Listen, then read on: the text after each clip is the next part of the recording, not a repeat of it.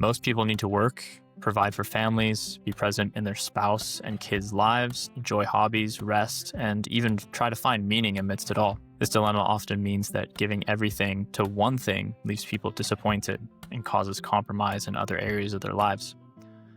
What if you could build a life that embraces the tension between competing priorities? What if there were a way to find balance in the face of the modern world's instability?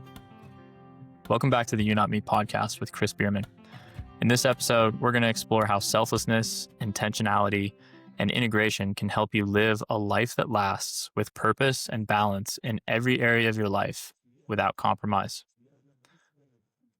Chris, in today's episode, a lot of listeners have probably felt like they have to choose success in one area of their life. And if and when they do, it means that they have to sacrifice in other ways. Some people might say, well, the only way to win at work is, if you lose at home. This kind of creates a big problem in a lot of people's lives because the modern world really demands that we are successful at work, that we have a good home life, that we have good relationships, that we have time to rest and relax and to recharge by doing things that we love. What's the main problem, maybe just to begin, with committing to one thing alone with all you have?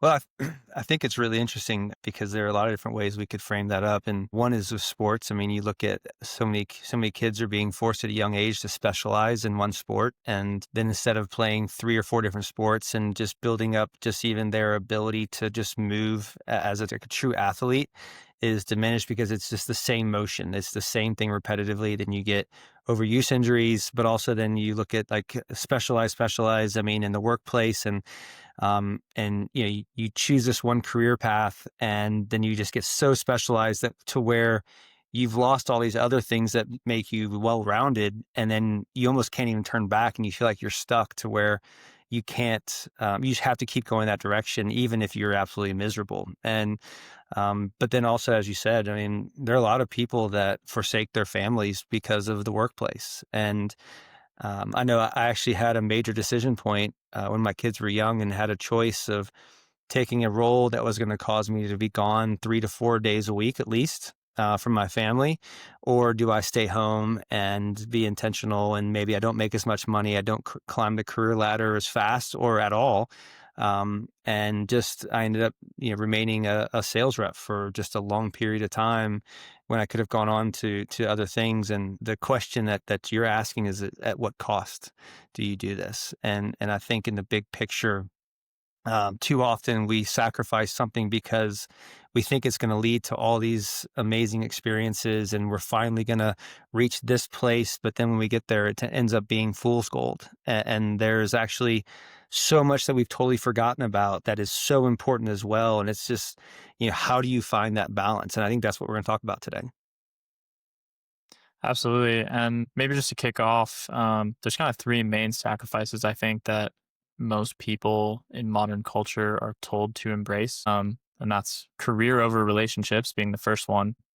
Even Alex Hormozy kind of comes to mind. Obviously, he's an insanely successful business guy, genius, but he's even said on record, a good husband is one that's not around that often because he's working so hard and so long. That you barely even see him if you're the spouse. And obviously for him, like his wife basically does the same thing he does. And so, obviously works for them. But hustle culture, people like Hormozy or other people like that will often say that family or relationships, et cetera, are a distraction from your success. Second one is money over meaning. So people often chase wealth at the cost of integrity, whether it's through manipulation or just using other people, or at the cost of relationships. And the last one is the sacrifice of choosing yourself over service, putting maybe your brand or your business first while others become just tools to service your personal gain. So if you can kind of touch on each of these, maybe starting first with career over relationships.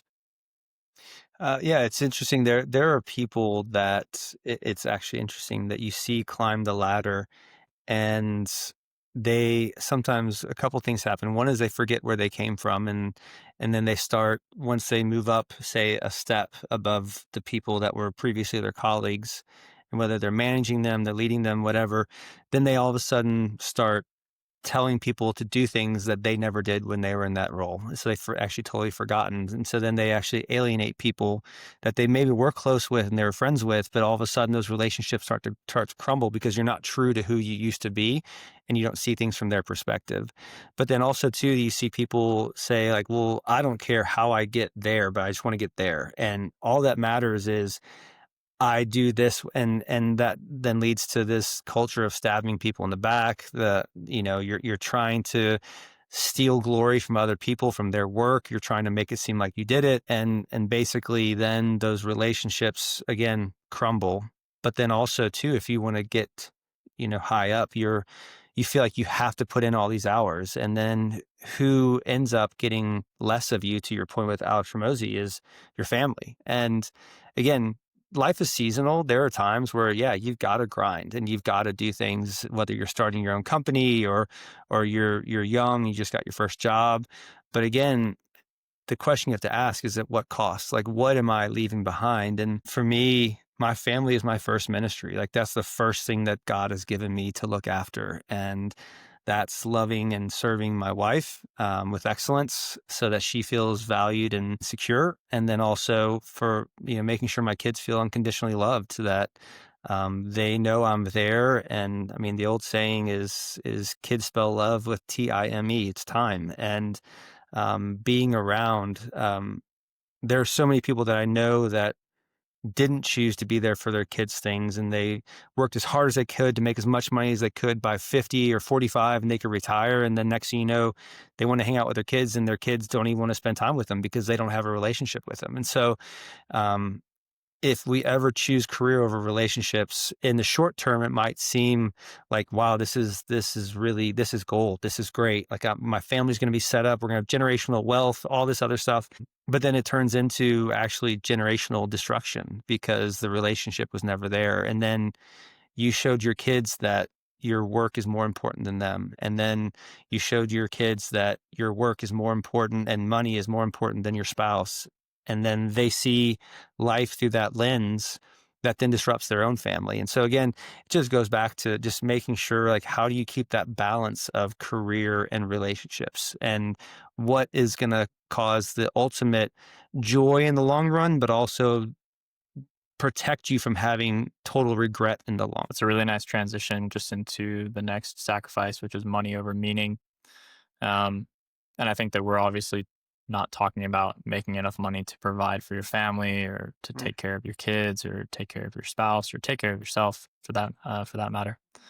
Um, but really chasing, like you said, this generational wealth, maybe, even in excess. Maybe it's that you really want a lot of like flashy material things, or um, you want a house that's twice the size of what you have now. Could be a million different things. Um, but you prioritize making that money over maybe even doing something that you feel like you're called to. But at the very least, doing everything that you do with integrity and holding yourself to a certain standard. Maybe if you could dive into this kind of sacrifice and what that looks like. Yeah, I think oftentimes they say, do what you love and everything. And that's great and that's true. And then that's going to help you show up when times are hard. But I think at the same time, when you look at money over meaning, there are a lot of people that keep showing up to a job that they can't stand every day. They work with people that don't have their same values. They work at a place that doesn't value them at all because they pay them a lot of money, and then what happens is they bring that home, that lack of value, that lack of feeling any kind of purpose, that lack of relationships at the workplace. And then they're drained and they have nothing to give their family because they've been doing something all day long that has no meaning to them. And they become a slave to the lifestyle they've provided themselves and their family. And I was even just talking with a good friend of mine about this. And it's like, well, if if you really look at your life and you step back and you say what really matters, and you have a quote wartime, mentality to like what really matters, like what can I shave off to where if nothing else, I mean, we talk about the greatest generation and back during the world wars, like those people sacrificed so much of their lives just to help one another. and they went without, and guess what? They were okay. Like, it might have been hard and you might have wished you had some things, but if you're really, really stressed and you're doing something you don't love and you're not fulfilled and you're then coming home not fulfilled and you're not loving your spouse and your kids well, and all to just keep up, whether it's really nice house or, keep the country club membership or whatever it is, it's like, okay, can you maybe pare back, even though it's painful, and say, these things I don't need, but then I could do a job that I really love. Because sometimes one of the greatest things you can do is pivot, is say, you know what, I've been doing this for a long time and make a lot of money, but I'm not the man or the woman that I want to be, and I'm not showing up at home the way I want to be. I'm not showing up at work the way I want to be, and I need to change and find something that I truly love and enjoy. And, a good friend of mine, we had a great conversation. He came over for coffee and we talked about that. And he made this amazing pivot, from being really successful in the business place to going to do something he's super passionate about, with a soccer, with a football club. And he's having the time of his life. He doesn't make near as much money, but at the same time, he's so fulfilled, and he gets to bring his kids along. He gets to spend more time with his kids, and those relationships in the long term is what's going to provide true joy, not just the amount of money. I mean, there's a book I'm reading, by Bill Perkins, called Die with Zero, and it's a really, really good book in the fact of, like, framing up. Sometimes we build up all this massive money to then, when we die, to give away to our kids when we're, say, 80 or 90, and our kids are in their 60s or 70s. And it's like, okay, well, that doesn't help them. They've already lived their whole life. How about you give it to them, and you spend money on amazing experiences that have compounding experiential, remembrances, and in your mind, like, they grow and value, and do that when they're in their 20s and 30s and 40s, instead of just building this huge amount that who knows when you're going to pass away. And the number of people that I know that have, I mean, work so hard, and then they retire, and then they get stricken with cancer or some other autoimmune disease, and they can't enjoy it. So it's that balance of, you know, making sure you focus on your health and the time that you have, having a balance of how much money you save or you spend, but all of it goes back to, like, what is your purpose? Why are you doing all this? What's the meaning of how you're showing up every day? Is it making a dent in the world, and the people around you? And that's going to have so much more significance in the long term than just piles and piles and piles of money that you've been saving and saving that you may never even get a chance to spend. Absolutely. And maybe we can wrap up with a little bit of a softball pitch for you here, Chris, and get into the sacrifice of prioritizing self over service, putting your own personal gain above serving other people, and ultimately doing just the exact opposite, using other people to serve you. If you can just kind of briefly elaborate on that. Yeah, I mean, here's the thing. Again, You Not Me is all about putting other people above yourself. It's just really understanding that if all I do is seek my own gain, and I'm constantly making choices of what I want when I want, whether it's because of emotions, because of circumstances, because of what I think the future should be, and there's a turn that I didn't want to have there, but um, I'm not accepting of it. So I'm just going to keep fighting to get what I think I need to get to where I want to go. But I've missed the need around me. I've missed the ability to serve somebody else, to love somebody well, to make sure that I understand and remember. Because again, we forget very often, and we need to be reminded that, I mean, we have a calling, and the calling is to live a life well lived that's in community. And first and foremost, obviously, it's in community with our Father, and having a relationship with God, but then it's the people around us. And if we choose constantly us first, we're gonna just live a life that is one that leads to destruction, because we're destroying the relationships around us, one interaction, one word, one thought at a time. Because we never look out to see the need of other people. We always look inwardly and say, like, what do I want? What do I feel like I need right now? And I think, one of one of the things is that, if we gain all these things, but yet we sacrifice our soul, and we lose who we are and who we're meant to be just to get, in the long run, we're going to be empty. And if we only care about getting to this place and we forsake the relationships and serving other people around us, we're going to get to that place potentially, and we're going to be unbelievably lonely. We're going to not have anybody to celebrate with. We're not going to have anybody to share stories about the amazing times that we worked together to get to a certain place. I mean, I'm wearing a shirt that says coalition. I mean, being in coalition with other people to accomplish something great, that's what makes life fun. If you just do it by yourself and that's it, and there's nobody that's alongside the journey with you, it's a pretty miserable and lonely place.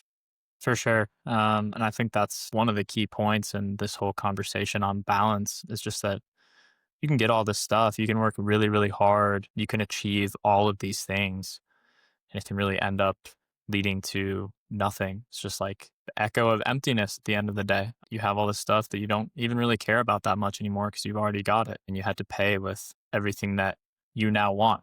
To transition now, just going into the next section as we kind of start to prepare for getting into the conversation more around how to find balance, is first just kind of using this metaphor of the Renaissance man. So some people might not know the reference. A Renaissance man is, if you know anything about the Renaissance, basically these people were really humanistic, which meant that they were wanting to be into the arts and to be very well rounded and to have expertise in a wide range of fields, not just excelling in one discipline like being a blacksmith or being a carpenter, but to be good at that and then to be gifted in science and art and literature, philosophy. Um, One of the men who spearheaded the Renaissance, Leon Battista Alberti, he said, "A man can do all things if he will," simply meaning not that a man is all powerful, but that you don't have to choose just one field, that you can be a well rounded individual. And that's kind of like the model for what we're getting into here with this balance conversation. And I think that today's version for the modern day Renaissance man is someone who has self awareness to know what it is that they want, to know what responsibilities that they have in life. Secondly, to have the courage to be able to say no when it's infringing on the things that they know that they want and that they need to be present and responsible for. And then last, they're willing to live in this tension and to find the balance because it is like quite a difficult task, as you and I know, to be a parent, to be having a full-time job, a spouse, trying to stay healthy and fit, trying to have time to connect with friends and relationships, making your faith. And so I think that like we want to make the point that you can still have ambition and you can still build relationships at the same time. You can make money without using and abusing people, and you can serve others while still growing yourself. Yeah, I think, and again, this is something that happens. I mean, I'm 2 decades older than you. And so what you find is that throughout life, you grow and you change. And there's a great book by a guy named Bob Buford called Halftime. It's a book that's got a huge following. And there are a lot of people that get to my age, whether it's in their 40s, 50s, 60s, and they've worked and worked and worked to try to strive and achieve. And then they've gotten there and they looked around and they're like, okay, is this all that it is? Like, did I really just, and they reevaluate their life to see like, hey, what is true meaning? Like, what is something that I can look back and be content saying that was a life well lived. I spent my time well. But also like we almost reinvent ourselves all throughout. Like we pick up new hobbies that we have never even thought of before. And guess what? We're actually good at them. Whether it's, again, whether it's something physical or if it's, it's an art, it's, picking up playing piano or guitar or whatever it is. We are so extremely gifted. And it's not just in one thing. And so it's saying, okay, how can I really take and stretch my brain and really my body to be good at a number of things because I'm capable.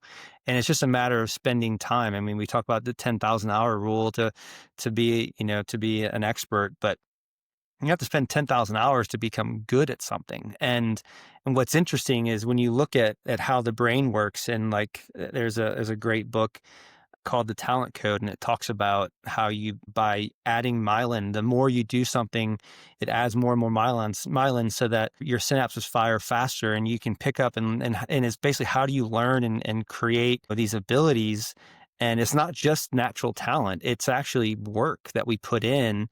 And so can we find ways to do other things that actually complement what we're actually really good at. And actually, we may grow in ways we never knew we could because we stepped out and tried something different and we flexed our mind, the muscle of our mind, a little bit differently. For sure. And I think that that's one of the biggest things that we have to get over as we look to approach this whole thing of balance is it's like in order to be balanced, you need to have multifaceted interests or responsibilities. And one of those things is just like having the courage to try something new, having the courage to open up that lunch spot in your schedule to meet with a coworker instead of, cramming extra work or I don't know, watching YouTube, whatever people do, during their time off. But really like saying, yeah, you know what? Like I can actually add something here. And it doesn't have to come at a huge cost to one of these other things. I think that's like again one of the lies that people believe is, well, if I add something, then I have to subtract. Well, at some point, yes, but can you maybe get 30 minutes less of sleep? Like can you maybe put down your phone for 30 minutes a day? Like we can all do that. Like there's definitely sufficient time to do all this stuff. It's just like looking at how you spend your time. And again, going back to the whole point of self-awareness, like, do I really have like good inventory on what I'm doing throughout the day and how I'm using my time? Because I think if most of us are honest, myself included, like we waste a lot of time during the day. There's all these Right. stats, about like people in the workplace and like how much time they actually are working. And it's like astounding. It's like, holy cow. Yeah, they even talk about the amount of lost productivity during like March Madness when people are just watching March Madness games during the workday. And so I mean, yeah, there are ways that we can allow just time to slip away. Yeah, that's right. If we get in now to these three principles to find balance, Chris, we can kind of go through them one at a time. The first one is to prioritize purpose. This really comes down to asking yourself who you want to become in your relationships, your parenting, your marriage, your career, your faith. Purpose is what aligns career, relationships, and service. And I think the question that we probably want to encourage listeners to ask is like, who am I becoming while I'm building? How can people prioritize purpose in order to find balance? Yeah, I think, I mean, you and I talked about this a little before the podcast started. Is understanding what our giftings are and what do we really enjoy, like what do we do that makes us almost like feel and come alive, and making sure that we can have that in mind as we do all things. And one of those is again back to just my faith is like, how can I do everything to the best of my ability so that I glorify God with what I do? And there's the movie Chariots of Fire. I've heard this a number of times from Tim Keller, but it's Chariots of Fire is such an amazing movie in many ways. But you have two people, Eric Little and Harold Abrams, and they're both working for the same prize. They're trying to win a gold medal at the Olympics, but they have two very different perspectives in how they look at what they're doing, their purpose. And Eric is looking at it in the fact he's like, he said, God made me fast. And when I run, I feel his pleasure. And so what he's doing, the way he's working, because work is not a curse. Like we were built to work. Like we look at this, even the Garden of Eden, like we're cultivating and we're creating, whether it's as gardeners, whatever your vocation is.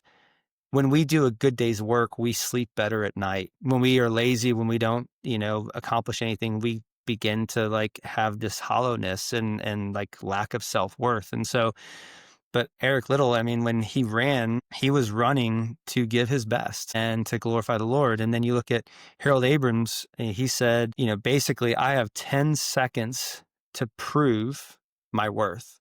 And then he said, I've never known contentment. And he's like, I'm always in pursuit and I don't even know what it is I'm pursuing, but he's trying to prove and strive and show that his life has value and worth by running as fast as he can because he was gifted that way, but he's looking at it in the wrong way.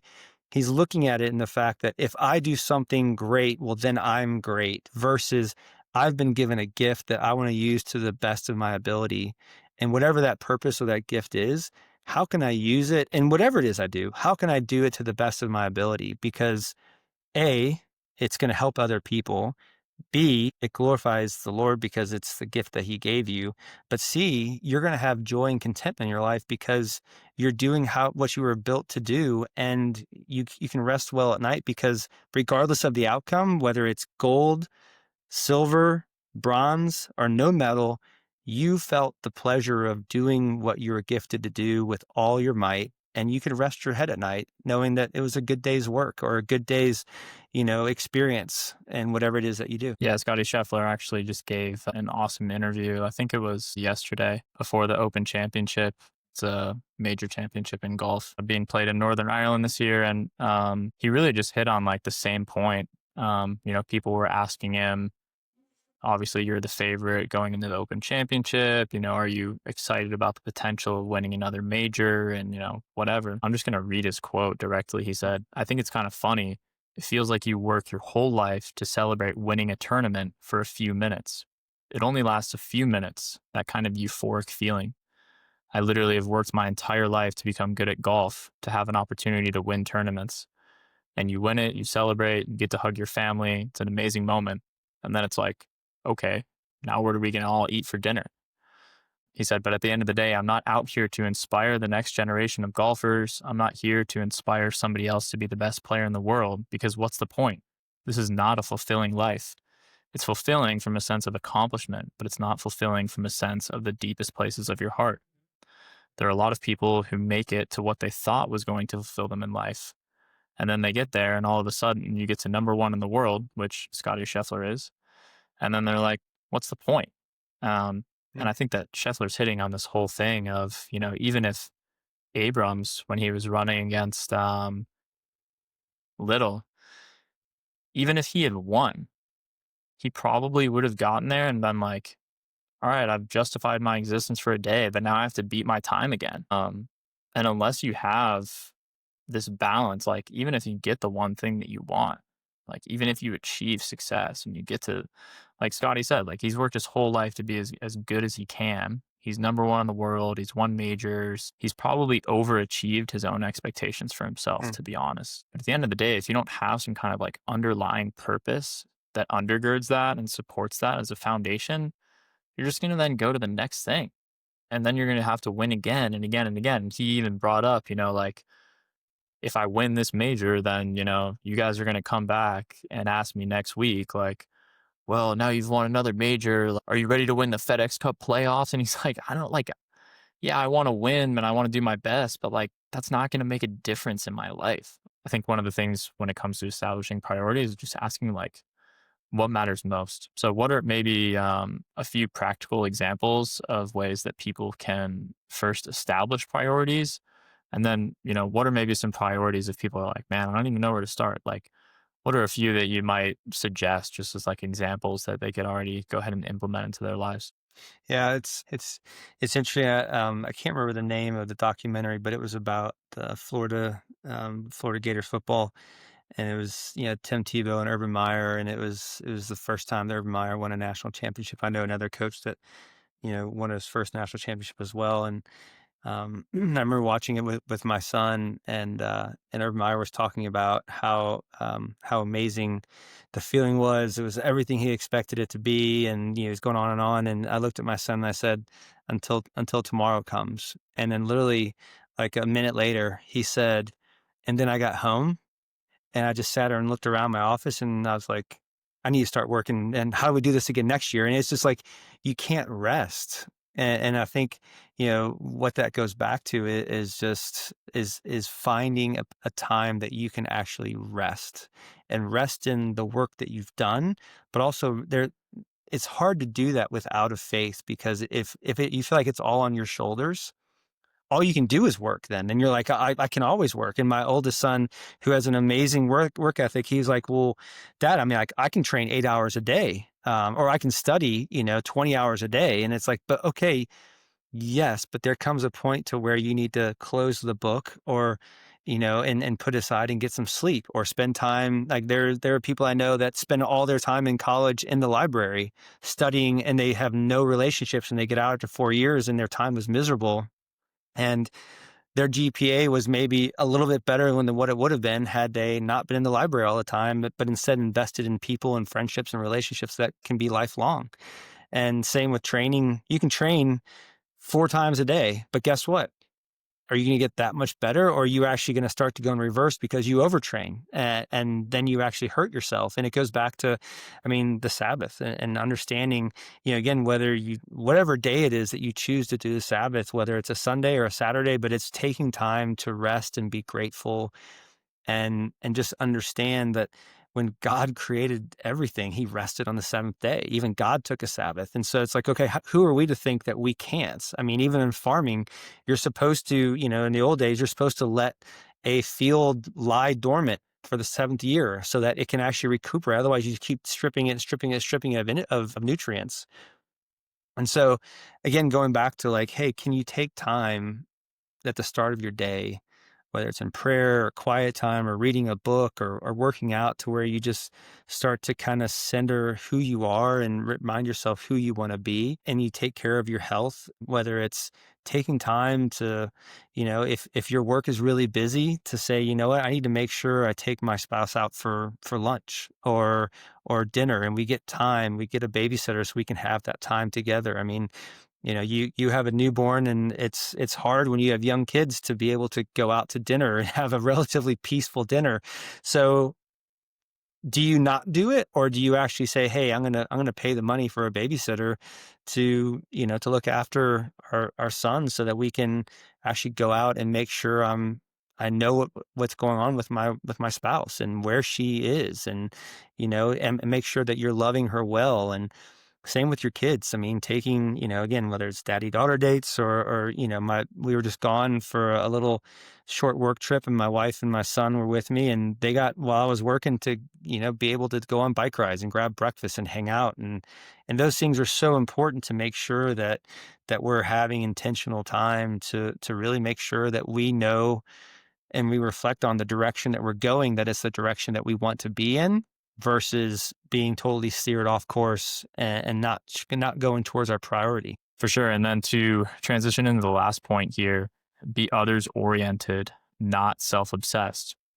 I think that balance really, when it comes down to it, it's not all about you and your benefits. When you choose balance, it actually opens up your life to be able to serve others better. You lose this like single minded focus and devotion on yourself and your own goals and priorities, and you start to see all these other opportunities to serve other people open up.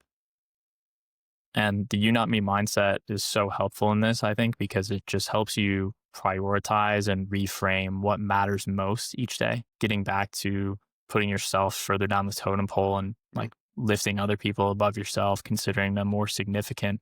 And I think there's probably a handful of questions that you want to ask yourself each day, but I'll kind of hand it off to you at this point and just say, what are some things that people want to be asking themselves as they go into work, as they return home from work each day, or as they're, with friends, maybe in their sports team, school, community, etc.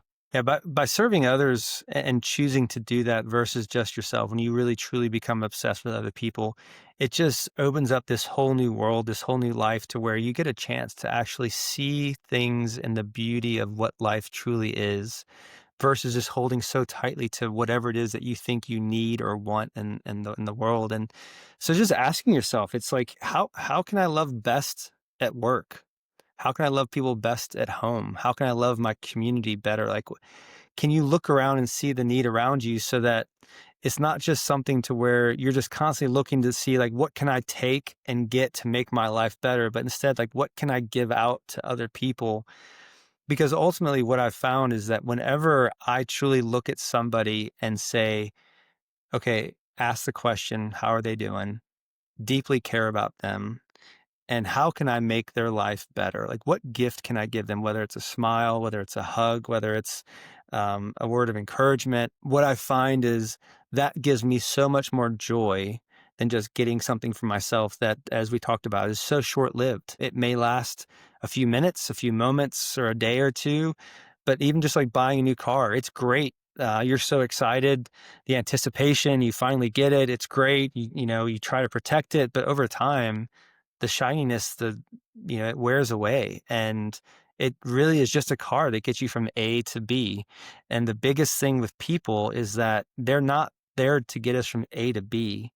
They're there for us to love well and to be in deep relationship with. And when we do that, that's when we find the true joy that this life is all about, is being in relationship. That's what You Not Me is all about. It's being in relationship with the Lord and being in relationship with the people all around us. And that is what will overcome every obstacle in life, every storm, every trial. We will get through it when we have those people around us. And I've seen that in the just unfortunately for some hard things in the most recent days, is people that I love dearly that have told me about hard things that they're going through.